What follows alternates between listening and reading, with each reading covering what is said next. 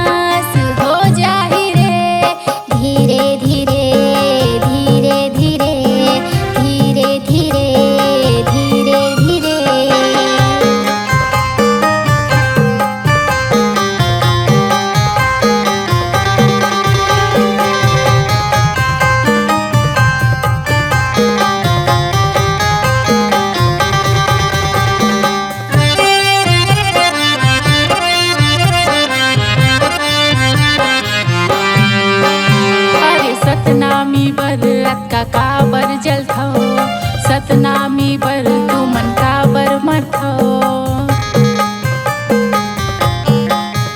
हाँ सतनामी बर अक्का काबर जलथो सतनामी बर तू मन काबर मरथो। बाबा के मान घटैया के रे सतनाम ला उखड़ैया के रे तोरे वंशज के नाश हो जाहि रे। धीरे धीरे धीरे धीरे अरे बाबा के सराप लग जाहि रे। धीरे धीरे धीरे धीरे अरे गुरु के सराप लग जाहि रे। धीरे धीरे धीरे धीरे धीरे धीरे धीरे धीरे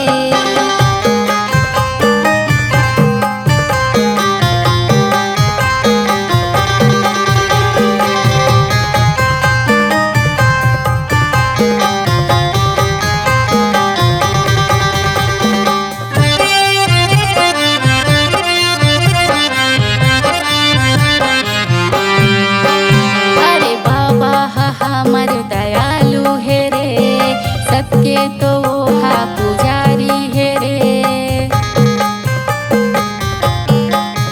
हाँ पापी है ये दुनिया में नहीं रहा है रे सतनाम लाजे उखाड़े है रे। बाबा के मान घटैया के रे सतनाम ला उखड़ैया के रे तोरे वंशज के नाश हो जाहि रे। धीरे धीरे धीरे धीरे अरे बाबा के सराप लग जाहि रे।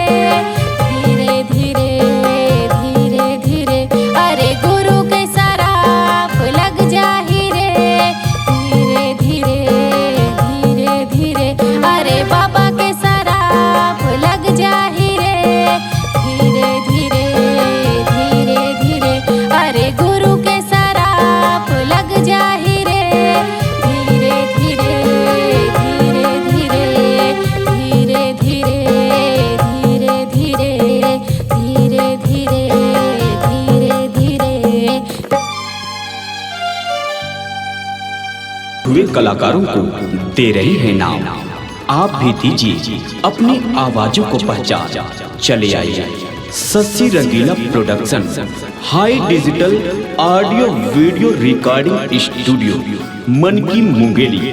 Mobile number 708936668823।